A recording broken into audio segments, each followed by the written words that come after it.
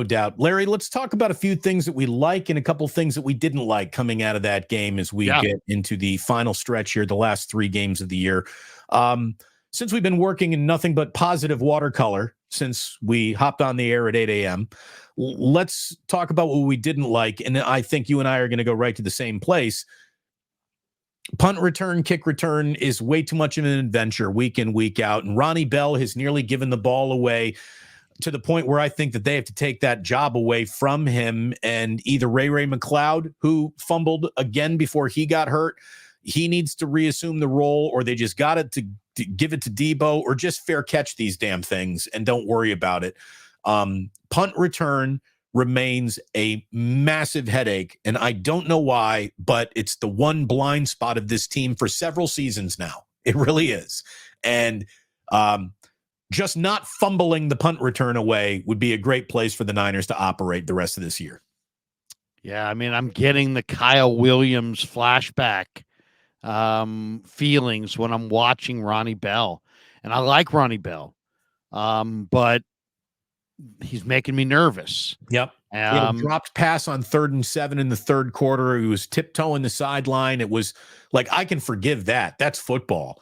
But this near fumbling things, and man, Charles Davis totally got that wrong on the broadcast yesterday. Like, Bell is clearly down because his forearm is down, and Charles Davis is like, well, just because his forearm is down doesn't mean any part of him and any other part is down, and that's a fumble. No, Charles, is it your first day in the booth? What are you talking about? That is textbook he down. And you can see it on the replay, but still too close for comfort. Yeah. And this isn't the first time he fumbled the ball out of bounds. Was it 2 games ago or last game? Had a really nice bounce.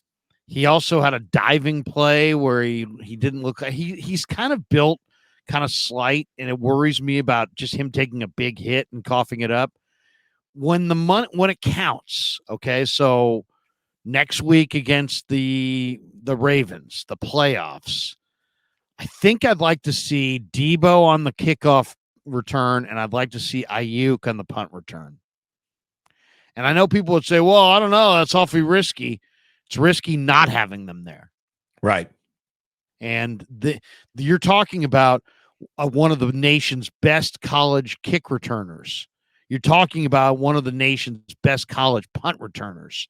These guys, it's not like these guys are like, well, let's throw them back there and let's see if they know how to do it. No, Ayuk's really good at it, and Debo's really good at it. And when they get into, gotta have it Super Bowl Sunday kind of a game, or NFC Championship game, or even next week against the Ravens, I kind of prefer to see Ayuk and Debo get, one more touch there. They're both the kinds of body types that you can't just hit them hard and they cough it up. So that's really, to me, what I'm looking for. So I'm looking for somebody who can just get smoked, but still won't cough up the ball. And Ronnie Bell doesn't fit that description. He was reminding me a lot of Kyle Williams. Yeah. I mean, bigger than Kyle Williams, but fumbling like Kyle Williams. That's where the reminder comes from. The only other really disturbing aspect of Sunday's game in Arizona was they allowed the Cardinals 234 rushing yards, over 7 yards a pop on the ground. But that's all the Cardinals really had to offer. Beyond throwing to Trey McBride, they were running the ball. Connor is a monster. And they've got a very good offensive line run blocking. Running the football is what they do. They're a top 10 team in this league running the football. And it was an afternoon where the Niners defense was begging you to run the football. Like you said, Calais Davis gets hurt in game, and neither Eric Armstead nor Javon Hargrave even played in the game. So the middle was to be had, and you saw a lot of hey diddle diddle. The Cardinals are running right up the middle. And the other thing, and again, this is like ripping Santa Claus on Christmas Eve. Even though he led the game in tackles, Fred Warner did not have a good game yesterday. Not by the Fred Warner standards that we've become used to. Fred had at least 2 or 3 tackles missed. The Amari DeMarcado 49-yard touchdown, that came right out of a Warner missed tackle. The biggest chunk play of the day for Arizona. So again, just be because we like to keep it real here on Niners Wake Up. We're going to tell you when someone has a good day, when someone has a less than good day. It was a less than good day for Fred Warner on an afternoon where he needed to clean up everything because there was so little stout defense being played right in front of him, where normally it's really hard to run on the Niners. It became easier yesterday.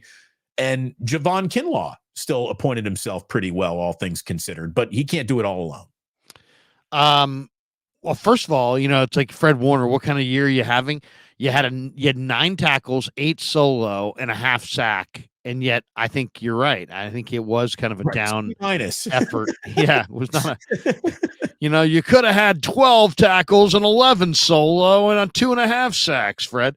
But no, I mean, sometimes you got to credit the opponent. I mean, Dermercado is one of the strongest running backs in the entire league as far as just breaking tackles. This guy was a horse at TCU. He's a horse now. He's 5'8", 220 pounds. You know what I mean? So he's just a monster, and he runs hard. And that 49-yard touchdown run, they should have brought him down like 7 different times. I think Gregory had a shot. Warner had a shot. They should have brought him down. They just didn't wrap against Dermercado. And then Connor is a monster as well. He's 230. Then Michael Carter is a really hard runner. He had 3 carries, 9 yards a pop. Murray ran for almost over 8 yards a carry on 49 yards on 6 carries. His long was 15. So I mean, this is a really, those are 4. Even though the Cardinals are not a good team, even though the Cardinals are 3-11, James Conner, Amari Dermercado, Kyler Murray, Michael Carter.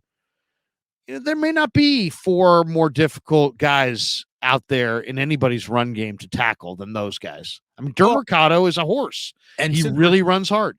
Since we're tipping our cap to the opponent, Trey McBride is a hell of a player. He's a hell of a player, and he had one of the single best games that anyone in the NFL has had against the 49ers all year long. Trey McBride did whatever he wanted to do all afternoon long. He got open. He made great catches, some of them in the catch radius, others he's really extending himself. Just outstanding. Oh, he's a great player. He was great at Colorado State. I mean, anybody who watches college football, I mean, Trey McBride he was a superstar college football player. And for whatever reason, it's taken him a little while to kind of adjust to the NFL. He's going to be one of the NFL's best tight ends for the next 5 years. And the Stanford receiver, who they use as a tight end as well, Elijah Higgins, is a mismatch. I mean, he's just really, really fast. He had 4 catches, 44 yards, and a touchdown on 4 targets.